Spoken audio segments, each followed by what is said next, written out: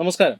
ശബരിമല സ്വർണ്ണക്കൊള്ളയിൽ ഏറ്റവും നിർണായകമായ ഒരു വഴിത്തിരിവ് ഇന്ന് നടന്നിരിക്കുകയാണ്. ഒരു ബ്രേക്കിംഗ് ന്യൂസ് എന്ന് തന്നെ പറയാവുന്ന രീതിയിൽ ശബരിമല തന്ത്രി കണ്ഠരര് രാജീവര് അറസ്റ്റിലേക്ക് നീങ്ങുകയാണ്. എന്തായാലും ഇതിപ്പോൾ സംപ്രേക്ഷണം ചെയ്യുമ്പോൾ അദ്ദേഹം അറസ്റ്റിലാവുമോ എന്നറിയില്ല. എന്തായാലും അറസ്റ്റിലേക്ക് പോവുകയാണ്. രാവിലെ മുതൽ അദ്ദേഹത്തെ ചോദ്യം ചെയ്യുകയാണ്. ഇപ്പോൾ അദ്ദേഹത്തെ കസ്റ്റഡിയിൽ എടുത്തിട്ടുണ്ട്. അറസ്റ്റിന് തൊട്ട് മുന്നോടിയായിട്ടുള്ള നടപടിക്രമങ്ങളിലൂടെ കടന്നു പോവുകയുമാണ്. സനോജി, എന്തുകൊണ്ടാണ് ഈ ശബരിമല പോലെയുള്ള ഒരു മഹാക്ഷേത്രം, ആ മഹാക്ഷേത്രത്തിന്റെ തന്ത്രി സ്ഥാനത്തിരിക്കുന്ന ഒരാളെ അറസ്റ്റ് ചെയ്യണമെങ്കിൽ അതിന്റെ കാരണം ഒരു ഒരു പൊതുസമൂഹത്തെ ബോധിപ്പിക്കേണ്ടതല്ലേ? അല്ല കുമാർ, ഇതിൽ ഈ അറസ്റ്റ് എന്ന് പറയുന്നത് ഇപ്പോൾ അറസ്റ്റിലേക്ക് ഇതുവരെയും പോയിട്ടില്ല, കസ്റ്റഡിയിലാണ്. ഇപ്പം രാജീവ് തന്ത്രിയെ ആദ്യമായിട്ടല്ല SIT ചോദ്യം ചെയ്യലിനെ വിളിപ്പിക്കുന്നത്. ഇതിനു മുമ്പും ഒരു മാസം മുമ്പും വിളിപ്പിച്ചിരുന്നു. ഇപ്പോൾ അതിനുശേഷം വിളിപ്പിച്ചു. ഇപ്പോൾ നമുക്ക് കിട്ടുന്ന ഏറ്റവും പുതിയ വിവരം അനുസരിച്ച് ഇദ്ദേഹം ഈ രണ്ട് സമയങ്ങളിലും നൽകിയ മൊഴികളിൽ വൈരുദ്ധ്യമുണ്ടായിരുന്നു. മാത്രമല്ല, മറ്റ് പ്രതികളെ ചോദ്യം ചെയ്യുന്നതിലും ഈ തന്ത്രിയുടെ പക്കൽ നിന്ന് കിട്ടിയ വിവരങ്ങളുടെ ഇത് ഒത്തുനോക്കുമ്പോൾ അതിലൊക്കെ ഒരു വൈരുദ്ധ്യത കണ്ടതിൻ്റെ അടിസ്ഥാനത്തിലാണ് ഇപ്പോൾ തന്ത്രിയെ കസ്റ്റഡിയിലെടുത്ത് ചോദ്യം ചെയ്യുന്നത്. അപ്പോൾ ഇത് ഈ നമ്മൾ ആദ്യം മുതൽ ഒരുപക്ഷെ തത്വമയാണ് ഈ തന്ത്രിയുടെ ഇതിന് നമ്മൾ ഏറ്റവും കൂടുതൽ വിമർശനവും ഏറ്റുവാങ്ങിയിട്ടുണ്ട്. കാര്യം ഹിന്ദുക്കൾക്ക് വേണ്ടി സംസാരിക്കുന്ന അല്ലെങ്കിൽ ഹിന്ദുക്കളുടെ ഭാഗത്ത് നിൽക്കുന്ന ഒരു ചാനൽ എന്നുള്ള രീതിയിൽ എന്തുകൊണ്ട് നമ്മൾ തന്ത്രിയെ വിമർശിച്ചുകൊണ്ട് ന്യൂസ് കൊടുത്തു? ഇതിനെതിരെ മധു മണിമല എന്ന ഒരാളുടെ ഇൻ്റർവ്യൂ എടുത്തപ്പോൾ അന്ന് അമേരിക്കയിൽ നിന്ന് വരെ വിളിച്ച് വലിയ രൂക്ഷമായ ഭാഷയിൽ നമ്മോട് സംസാരിക്കുകയുണ്ടായി. അന്നും നമ്മൾ പറഞ്ഞത് നമ്മുടെ മുമ്പിൽ തന്ത്രിയില്ല, മന്ത്രിയില്ല, നമ്മുടെ മുമ്പിലുള്ളത് അയ്യപ്പൻ മാത്രമേ ഉള്ളൂ. അതുകൊണ്ട് അയ്യപ്പൻ്റെ സ്വർണം കട്ടത് തന്ത്രിയാണെങ്കിലും മന്ത്രിയാണെങ്കിലും പിടിക്കപ്പെടുക തന്നെ വേണം. ആ ഒരു പാതയിലാണ് തത്വമയി, ആ ഒരു ട്രാക്കിലാണ് നമ്മൾ. അതുകൊണ്ട് തന്നെ അതിൽ നിന്ന് ഒരു അണുപോലും നമ്മൾ ഇതുവരെയും വ്യതിചലിച്ചിട്ടില്ല. മാത്രമല്ല, തത്വമയി ആദ്യം മുതൽ ഈ കാര്യങ്ങളിൽ പറഞ്ഞ കാര്യങ്ങളെ നടന്നിട്ടുള്ളൂ. ഈ തന്ത്രിയുടെ അറസ്റ്റ് ഉണ്ടാകുമെന്ന് നമ്മൾ പറഞ്ഞതാണ്, അല്ലേ? നമ്മൾ ഒരു മാസം മുമ്പ് ഒരു ചർച്ച എടുത്തപ്പോൾ ഇതുപോലെ പറഞ്ഞതാണ്. അന്ന് നമ്മൾ ഇതുപോലെ ഈ കേസിൻ്റെ ഭാവി എന്തായേക്കും എന്ന് പറഞ്ഞപ്പോൾ ഞാൻ അന്നും പറഞ്ഞിരുന്നു, ഇതിൻ്റെ ഒടുക്കം മന്ത്രിയും തന്ത്രിയും ഒക്കെ പിടിയിലാവും. അതുമാത്രമല്ല, അതിനും മുകളിൽ ആരെങ്കിലും ഉണ്ടെങ്കിൽ ആ ഉന്നതനും പിടിയിലാവും. കാര്യം ഇത് അങ്ങനത്തെ ഒരു കേസാണ്. ഇത് ഈ പറഞ്ഞതുപോലെ ആലങ്കാരികമായിട്ട് പറയുകയാണെങ്കിൽ ഇത് ദൈവം സ്വയം ഏറ്റെടുത്ത ഒരു കേസാണ്. അല്ലെങ്കിൽ ഇത് ഇത്രയും തെളിവുകൾ ഇതിനകം പുറത്തു വരില്ലായിരുന്നു. മറ്റാരും ഈ കേസ്, ഇത് ആരെങ്കിലും കൊടുത്ത കേസോ ഒന്നുമല്ല. ഇത് തെളിഞ്ഞ് വന്ന കേസാണ്, ഇല്ലേ? ഈ 2025 ഒരു പ്രൊസീജിയർ ലാപ്സിൽ തുടങ്ങിയാണ്. സ്പെഷ്യൽ കമ്മീഷണറുടെ പെർമിഷൻ ഇല്ലാതെ അവിടെ നിന്നും ദ്വാരപാലകന്മാരുടെ വിഗ്രഹപാളികൾ ചെന്നൈയിലേക്ക് സ്വർണം പൂശാൻ കൊണ്ടുപോയതുമായി ബന്ധപ്പെട്ട ഒരു നിസ്സാര സംഭവത്തിൽ, അത് നിസ്സാര സംഭവമല്ല, പക്ഷേ അന്നത്തെ ദേവസ്വം ബോർഡ് പ്രസിഡന്റ് PS പ്രശാന്തിനെ സംബന്ധിച്ചിടത്തോളം ഒരു നിസ്സാരമായ സംഭവമായിരുന്നു. അദ്ദേഹം പറഞ്ഞത് വെറും ടെക്നിക്കൽ പ്രോബ്ലം എന്നാണത്. അപ്പോൾ അങ്ങനെ തുടങ്ങിയ ഒരു പ്രശ്നമാണ് ഇന്നിപ്പോൾ വലിയ ഒരു കൊള്ളയും ആ കൊള്ളയുടെ വ്യാപ്തി എത്രത്തോളമാണെന്ന് ഇന്നിപ്പോൾ എല്ലാവർക്കും അറിയാം. അപ്പോൾ അങ്ങനെ എത്തി നിൽക്കുമ്പോൾ ഇതിൽ രാജീവ് തന്ത്രിയുടെ ഒരു പങ്ക് എന്താണെന്നാണ് എല്ലാവരും ചോദിക്കുന്നത്. ഈ അറ്റകുറ്റപ്പണികൾ, അതായത് ശബരിമലയിൽ നമുക്കറിയാം ഓരോ വർഷവും മാറിയാണ്.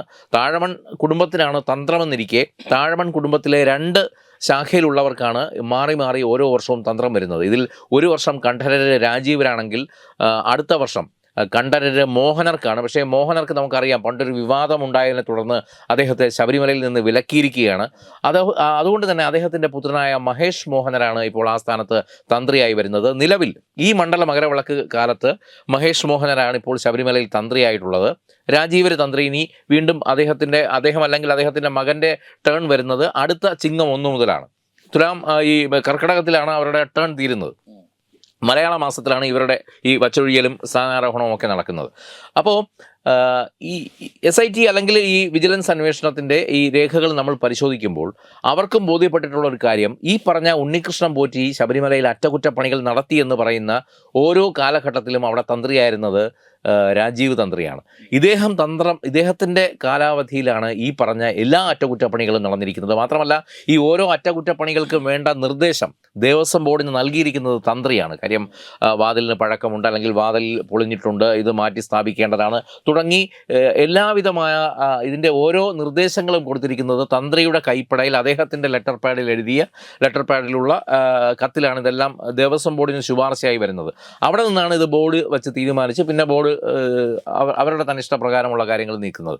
അപ്പോൾ അങ്ങനെ നോക്കുമ്പോൾ ടെക്നിക്കലി, ഇനി PS പ്രശാന്തിൻ്റെ ഭാഷയിൽ പറയുകയാണെങ്കിൽ ടെക്നിക്കലി നോക്കുകയാണെങ്കിൽ ഇതിൻ്റെ ആദ്യ പടി, ഇതിലേക്ക് ഈ പറഞ്ഞ കടത്തലിൻ്റെ ആദ്യ പടി പോയിരിക്കുന്നത് ഈ ഒരു ലെറ്ററിൽ നിന്നാണ്. അതായിരിക്കാം, പക്ഷെ തന്ത്രിയുടെ ലെറ്റർ ആയിരിക്കാം, തന്ത്രിയുടെ നിർദ്ദേശം അതുണ്ടെങ്കിൽ ഇന്ന അത് മാത്രമല്ല നടക്കുകയുള്ളൂ. കുമാർ, ഞാൻ ഒന്ന് മുഴുമിപ്പിച്ചോട്ടെ. ഈ ഉണ്ണികൃഷ്ണൻ പോറ്റി ശബരിമലയിൽ എത്തുന്നത് പോലും രാജീവ് തന്ത്രിയുടെ ഇടപെടലിനെ തുടർന്നാണ്. കാര്യം ജലഹള്ളി അയ്യപ്പ ക്ഷേത്രത്തിലെ പൂജാരി ശരിക്കും പറഞ്ഞാൽ ഉണ്ണികൃഷ്ണൻ പോറ്റിയെ ശബരിമലയിൽ മേൽശാന്തിയാക്കാനായിരുന്നു ഒരു തീരുമാനം ഉണ്ടായിരുന്നത്. അപ്പോൾ അങ്ങനെ മേൽശാന്തിയായിട്ട് വരണമെങ്കിൽ എത്രയെങ്കിലും വർഷം മറ്റേതെങ്കിലും ക്ഷേത്രത്തിൽ ഒരു മേൽശാന്തി ആയിരിക്കണം. അതിനനുസരിച്ചുള്ള പൂജകൾ ചെയ്ത് പരിചയമുള്ള ആളായിരിക്കണം. അങ്ങനെയാണ് പ്രത്യേക ശുപാർശ പ്രകാരം ഇദ്ദേഹത്തെ ബാംഗ്ലൂരിലുള്ള ജലഹള്ളി അയ്യപ്പ ക്ഷേത്രത്തിൽ പൂജയ്ക്ക് കൊണ്ടുചെന്നാക്കുന്നത്. മാത്രമല്ല ആ കാലയളവിലാണ് ഇദ്ദേഹത്തെ ഇവിടെ കീഴ്ശാന്തിയെ സഹായിക്കാനെന്നുള്ള വ്യാജേന ഇദ്ദേഹത്തെ ഇവിടേക്ക് വരുത്തുന്നത്. അപ്പോൾ ഇനി ഇവർ തമ്മിൽ മറ്റെന്തെങ്കിലും സംഭാഷണം നടന്നിട്ടുണ്ടോ, ഇവർ തമ്മിൽ എന്തെങ്കിലും നടന്നിട്ടുണ്ടോ എന്നുള്ള കാര്യത്തിൽ കൂടുതൽ വ്യക്തത SITയുടെ അന്വേഷണത്തിലാണ് പുറത്തു വരേണ്ടത്.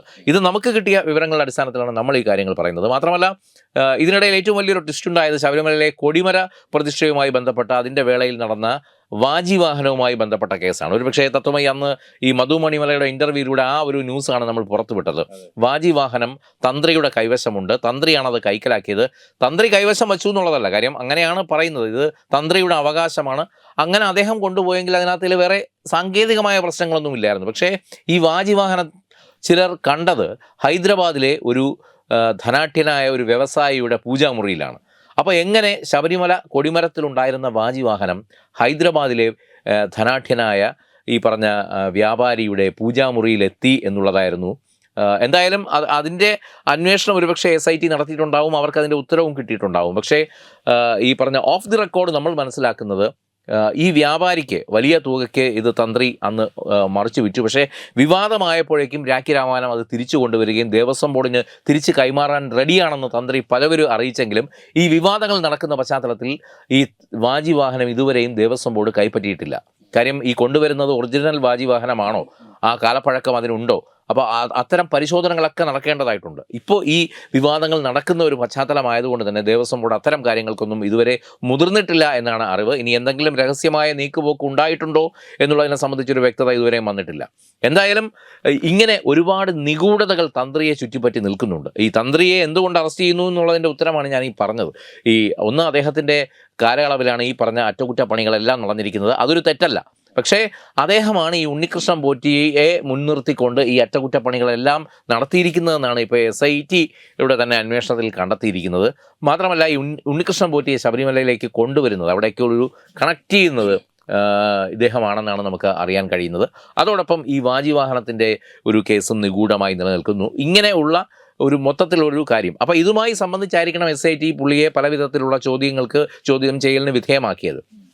പക്ഷേ ആ ചോദ്യം ചെയ്യലിൽ ഇപ്പോൾ വരുന്ന വിവരങ്ങളനുസരിച്ച് അദ്ദേഹം കൊടുത്ത മറുപടികളിൽ വലിയ വൈരുദ്ധ്യതയുണ്ട്. ഈ ആദ്യം പറഞ്ഞതല്ല ഇപ്പോൾ പറയുന്നത് എന്നുള്ള തലത്തിൽ. മാത്രമല്ല രാജീവ് തന്ത്രിയെ പോലുള്ള ഒരാൾ സാധാരണഗതിയിൽ അദ്ദേഹത്തിൻ്റെ കൈകൾ ശുദ്ധമാണെങ്കിൽ സാധാരണഗതി എനിക്ക് അദ്ദേഹത്തെ വളരെ പേഴ്സണലായിട്ട് അറിയാവുന്നതുകൊണ്ട് പറയുകയാണ്, അദ്ദേഹം ഇതിനു മുമ്പ് തന്നെ ഒരു വാർത്താ സമ്മേളനം വിളിച്ച് മാധ്യമങ്ങൾക്ക് മുമ്പിൽ വളരെ ക്ലിയറായിട്ട് കാര്യങ്ങൾ പറഞ്ഞേനെ. പക്ഷേ ഈ സംഭവങ്ങൾ ഉണ്ടായതിനു ശേഷം അദ്ദേഹം മാധ്യമങ്ങളെ ഫേസ് ചെയ്യാൻ തന്നെ ബുദ്ധിമുട്ടിയിരുന്നു. അപ്പോൾ അതിൽ നിന്നൊക്കെ നമുക്ക് അനുമാനിക്കേണ്ടത് ഇതിൽ സംതിങ് റോങ്. നമ്മൾക്കിപ്പോൾ ഈ പറയുന്നത് പോലെ കുറ്റക്കാരനാണോ എന്നിതുവരെയും തെളിയേണ്ടതായിട്ടുണ്ട്. പക്ഷേ സംശയിക്കാനിടയുള്ള പല സാഹചര്യങ്ങളും അദ്ദേഹത്തിനെതിരെ ഉണ്ട് എന്നുള്ളത് തന്നെയാണ്. അതുകൊണ്ട് തന്നെയാണ് തത്വമയി വീണ്ടും പറയുന്നത്, ശബരിമലയുടെ കാര്യത്തിൽ തന്ത്രിയാണ് കുറ്റം ചെയ്തതെങ്കിൽ തന്ത്രി ശിക്ഷിക്കപ്പെടണം, മന്ത്രിയാണ് കുറ്റപ്പെട്ടതെങ്കിൽ മന്ത്രി ശിക്ഷിക്കപ്പെടണം. ആരാണെങ്കിലും അതിൽ ഈ വലുപ്പച്ചെറുപ്പങ്ങൾ, ഇനിയിപ്പോൾ മുഖ്യമന്ത്രിക്ക് അതിൽ പങ്കുണ്ടെങ്കിൽ മുഖ്യമന്ത്രി പോലും ശിക്ഷിക്കപ്പെടണമെന്നുള്ള ശക്തമായ നിലപാടുള്ള ഒരു മാധ്യമമാണ് തത്വമയി. ഇപ്പോഴും നമ്മൾ പറയുന്നു ഇതിൽ നമുക്ക് വലുത് അയ്യപ്പൻ തന്നെയാണ്, അതിന് മുകളിൽ ഒന്നുമില്ല, തന്ത്രിയുമില്ല, മന്ത്രിയുമില്ല, മുഖ്യമന്ത്രിയുമില്ല, ആരുമില്ല. അപ്പോൾ അതുകൊണ്ട് ഇതിൽ കൃത്യമായി ആരാണ് ഈ കൊള്ള നടത്തിയിരിക്കുന്നത്, ഈ കൊള്ള സംഘത്തിൽ ഉൾപ്പെട്ടത് ആരൊക്കെയാണ്, ഇതിൻ്റെ ഗൂഢാലോചനയിൽ പങ്കെടുത്തത് ആരൊക്കെയാണ്, ഇതിന് നിർദ്ദേശം നൽകിയത് ആരൊക്കെയാണ്, മറ്റാരെങ്കിലും ഏതെങ്കിലും വിധത്തിൽ ഇതിൽ പങ്കാളികളായിട്ടുണ്ടോ, അവരൊക്കെ ഈച്ച് ആൻഡ് എവരി വൺ ഇതിൽ ശിക്ഷിക്കപ്പെടണം എന്നുള്ള ശക്തമായ നിലപാട് തന്നെയാണ് തത്വമയി ഈ അവസരത്തിൽ പറയുന്നത്. കുമാർ, പക്ഷേ ഈ സാങ്കേതികമായി ആണ് തന്ത്രിയുടെ നിർദ്ദേശം അനുസരിച്ച് ദേവസ്വം ബോർഡ് പ്രവർത്തിക്കുന്നത്. പ്രായോഗികമായി നോക്കിയാൽ അത് അങ്ങനെയല്ല. ഇതിന്റെയൊക്കെ കസ്റ്റോഡിയൻസ് ദേവസ്വം ബോർഡും അതിന്റെ ഉന്നത ഉദ്യോഗസ്ഥന്മാരുമാണ്. അവരാണ്, അല്ലെങ്കിൽ ദേവസ്വം ബോർഡിന്റെ സ്മിത്ത്, ദേവസ്വം ബോർഡിന്റെ ശില്പി, ഇവരൊക്കെയാണ് ഇന്ന ഭാഗത്ത് അറ്റകുറ്റപ്പണി വേണം എന്ന് തന്ത്രിയോട് പറയുന്നതും തന്ത്രി ലെറ്റർ കൊടുക്കുന്നതും. ഇത് ഈ ഒരു പ്രൊസീജിയറിൽ ഒരു കുറ്റം, അല്ലെങ്കിൽ തന്ത്രിയെ ഈ രീതിയിൽ പെടുത്താനുള്ള ഒരു അവസരം ഇതിനകത്ത് തെളിഞ്ഞു കാണുന്നില്ല. അല്ല, അങ്ങനെ ഇനിയിപ്പോൾ പല വിധത്തിലുള്ള വ്യാഖ്യാനങ്ങൾ വന്നേക്കാം. കാര്യം ഇതിനകത്ത് ഈ കേസിൽ ഒരേപോലെ പ്രാധാന്യമുള്ള ഒരു ചരടിൻ്റെ രണ്ടറ്റത്ത് നിൽക്കുന്നത് ഒരു തന്ത്രിയും ഒരു മന്ത്രിയുമാണ്. ഒന്ന് വിശ്വാസികളുടെ കണ്ണിലെ ഏറ്റവും അഗ്രഗണ്യനായ ഒരാൾ, മറ്റൊന്ന് ഈ പറഞ്ഞ രാഷ്ട്രീയത്തിൻ്റെ കണ്ണിലെ വിശുദ്ധനായ ഒരാൾ. അപ്പോൾ ഈ പറയുന്ന പോലെ തന്ത്രി വേഴ്സസ് മന്ത്രി എന്ന് പറയുന്നത് ഇനി അടുത്ത വരുന്ന ദിവസങ്ങളിൽ, പ്രത്യേകിച്ചും നമ്മുടെ കേരളത്തിൽ എന്ത് സംഭവിച്ചാലും അതിനെ രാഷ്ട്രീയത്തിൻ്റെ കണ്ണിലൂടെ കാണുന്നവരാണ് നമ്മൾ, അല്ലേ? നമ്മളടക്കമുള്ള മാധ്യമങ്ങൾ അതിനൊരു രാഷ്ട്രീയ വ്യാഖ്യാനം കൂടി കൊടുക്കും. എന്ത് സംഭവം ഉണ്ടായാലും, അതിപ്പോൾ ഒരു വീട്ടിലുണ്ടാകുന്ന സ്വാഭാവികമായ എന്തെങ്കിലും ഒരു സംഭവമാണെങ്കിൽ പോലും നമ്മൾ അതിനൊരു രാഷ്ട്രീയ മാനം അതിന് ചാർത്തി കൊടുക്കാറുണ്ട്. അപ്പോൾ സ്വാഭാവികമായും ഈ കേസിൽ അത് ഒന്നുകൂടി പ്രകടമാണ്. കാര്യം ശബരിമല സ്വർണ്ണക്കൊള്ള കേസ് ഇതിനോടകം ഈ കഴിഞ്ഞ തദ്ദേശ സ്വയംഭരണ തെരഞ്ഞെടുപ്പിലടക്കം വലിയ ആയുധമായി മാറിയിട്ടുണ്ടായിരുന്നു, ഇല്ലേ? ഇപ്പോൾ LDF-നൊക്കെ വലിയ തിരിച്ചടി, ഇപ്പോൾ എത്രയൊക്കെ ഇല്ലെന്ന് പറഞ്ഞാലും LDF-നുണ്ടായ തിരിച്ചടിയുടെ ഒരു കാരണം ശബരിമല സ്വർണ്ണക്കൊള്ള തന്നെയാണ്. അപ്പം അതിനി ഈ അടുത്തെന്താ പറയുന്നത് നിയമസഭാ ഇലക്ഷനിലേക്കും അത് വ്യാപിക്കുകയാണ്. ഈ കേസും വ്യാപിക്കുകയാണ്, ഒപ്പം ഇതിൻ്റെ രാഷ്ട്രീയമാനവും വ്യാപിക്കുകയാണ്. അപ്പോൾ പോകെ ഇത് ഈ പറഞ്ഞതുപോലെ, കുമാർ നേരത്തെ പറഞ്ഞതുപോലെ, വിശ്വാസികളുടെ കണ്ണിൽ നിന്ന് നോക്കുമ്പോൾ ഇത് തന്ത്രിയെ പെടുത്തി മന്ത്രി രക്ഷപ്പെടാനുള്ള ഒരു മാർഗമാണോ എന്നുള്ളതാണ് അവരുടെ കണ്ണിൽ നിന്ന് നോക്കുന്നത്. മറുഭാഗത്ത് നിന്ന് തിരിച്ചും ചിന്തിക്കും. പക്ഷേ എന്തായാലും ഇതിൽ പറയേണ്ടത് ഒരു കാര്യമാണ്. ഇപ്പോൾ അന്വേഷണമാണ് ഇതിൽ കൃത്യമായി മുന്നോട്ട് പോകേണ്ടത്. ഈ അന്വേഷണത്തിൽ തെളിയാനുള്ള ഒരുപാട് കാര്യങ്ങളുണ്ട്. ആ തെളിയുന്ന കാര്യങ്ങളിൽ ഈ രണ്ടറ്റത്ത് നിൽക്കുന്നത് മന്ത്രിയും തന്ത്രിയും ഒക്കെ ആണെങ്കിലും നേരത്തെ ഞാൻ പറഞ്ഞത് തന്നെ വീണ്ടും ആവർത്തിക്കുന്നു, ശിക്ഷിക്കപ്പെടണം. അതിന് യാതൊരു വിട്ടുവീഴ്ചയും ഉണ്ടാകരുത് എന്ന് ഞാൻ പറയുന്നത്. SIT ഇപ്പോൾ ഈ കാര്യത്തിൽ ഒന്നുകൂടി ശുഷ്കാന്തി, അവരൊന്ന് ഗിയർ മാറ്റിയിട്ടുണ്ട്. ഇപ്പോൾ കഴിഞ്ഞ ദിവസം കോടതിയെ വിമർശിക്കുകയൊക്കെ ചെയ്തു, അല്ലേ? ഉറങ്ങുകയാണോ എന്നുള്ള ഒരു വിമർശനമൊക്കെ ഉന്നയിച്ചു. അതിനുശേഷം ഇപ്പോൾ SIT ഒന്ന് സടകുടഞ്ഞ് എഴുന്നേറ്റ് ഒന്നുകൂടി സ്പീഡ് കൂട്ടിയിട്ടുണ്ട്. SIT സ്പീഡ് കൂട്ടാൻ മറ്റൊരു കാരണം കൂടെ ഉണ്ട്. കാര്യം ഈ മകരവിളക്ക്, ഇപ്പോൾ തത്വമയിക്ക് ലഭിക്കുന്ന ഏറ്റവും പുതിയ വിവരം അനുസരിച്ച് ഈ മകരവിളക്ക് കഴിയുമ്പോൾ അന്വേഷണം മറ്റൊരു ഘട്ടത്തിലേക്ക് പോവുകയാണ്. കാര്യം കേന്ദ്ര അന്വേഷണ ഏജൻസികൾ കൂടി ഇതിൽ ഭാഗമാവുകയാണ്. ED ഇതിനോടകം തന്നെ അവരുടെ ബേസിക് തലത്തിലുള്ള അന്വേഷണം തുടങ്ങിക്കഴിഞ്ഞു. CBI ചിലപ്പോൾ ഈ അന്വേഷണത്തിലെ ഒരു ഭാഗമായേക്കും എന്നുള്ളതാണ് ഇപ്പോൾ നമുക്ക് ലഭിക്കുന്ന ഏറ്റവും പുതിയ വിവരം. അങ്ങനെയെങ്കിൽ SITക്ക് പഴുതടച്ച അന്വേഷണം ഈ ഒരു ഘട്ടത്തിൽ മുന്നോട്ട് കൊണ്ടുപോയേ പറ്റൂ. അവിടെ ഈ തന്ത്രിയെയും മന്ത്രിയെയും ഒന്നും ഇവർക്ക് മാറ്റി നിർത്താൻ പറ്റില്ല. ഇപ്പോൾ ഈ തന്ത്രിക്ക് പിന്നാലെ തന്നെ കടകംപള്ളി സുരേന്ദ്രനെ വീണ്ടും ചോദ്യം ചെയ്യുമെന്ന് അറിയപ്പെടുന്നു. അവിടെയും കടകംപള്ളിയെ മുമ്പ് ചോദ്യം ചെയ്തതിൽ നിന്ന് ഘടകവിരുദ്ധമായി എന്തെങ്കിലും കാര്യങ്ങൾ അവരുടെ ശ്രദ്ധയിൽ പെടുകയാണെങ്കിൽ ഇതുപോലെ തന്നെ അദ്ദേഹത്തെയും കസ്റ്റഡിയിലെടുത്ത് ചോദ്യം ചെയ്യും. അതും ചിലപ്പോൾ ഒരുപക്ഷെ അറസ്റ്റിലേക്ക് വഴിവെച്ചേക്കും. എന്തായാലും അതിനുമപ്പുറം നിൽക്കുന്ന ഉന്നതനിലേക്ക് ഈ അന്വേഷണം എത്തുമോ എന്നുള്ളതാണ് എല്ലാവരുടെയും ചോദ്യം. വിശ്വാസികളുടെയും അവിശ്വാസികളുടെയും ഒക്കെ ചോദ്യം ഇതാണ്. അത് ഒരുപക്ഷെ നമുക്ക് കാത്തിരുന്ന് കാണേണ്ട ഒരു കാര്യമാണ്. ഈ പറഞ്ഞതുപോലെ കേന്ദ്ര അന്വേഷണ ഏജൻസികൾ കൂടി വരുമ്പോൾ ഈ അന്വേഷണത്തിൻ്റെ ഗതി തന്നെ മറ്റൊരു തലത്തിലേക്ക് മാറും. അപ്പോൾ അതിനനുസരിച്ച് കാര്യങ്ങളുടെ മൊത്തത്തിലുള്ള ഒരു ഇത് മാറും. എന്തായാലും ഈ തന്ത്രിയെ അറസ്റ്റ് ചെയ്തു, അതുകൊണ്ട് തന്നെ അറസ്റ്റ് ശബരിമല സ്വർണ്ണക്കൊള്ള കേസിൽ അന്വേഷണം നടന്നിരിക്കുന്നു. നിങ്ങളെല്ലാവരും ഞങ്ങളെയാണ് കുറ്റം പറഞ്ഞത്, ഇപ്പോൾ അറസ്റ്റിലായിരിക്കുന്നത് നിങ്ങളുടെ തന്ത്രിയാണ് എന്ന് പറഞ്ഞ് കൈ കഴുകാനുള്ള പല ശ്രമങ്ങളും ഉണ്ടായെന്ന് വരും. പ്രത്യേകിച്ചും ഈ യുവതീ പ്രവേശന വിഷയത്തിലൊക്കെ സർക്കാരും തന്ത്രിയും ഒക്കെ.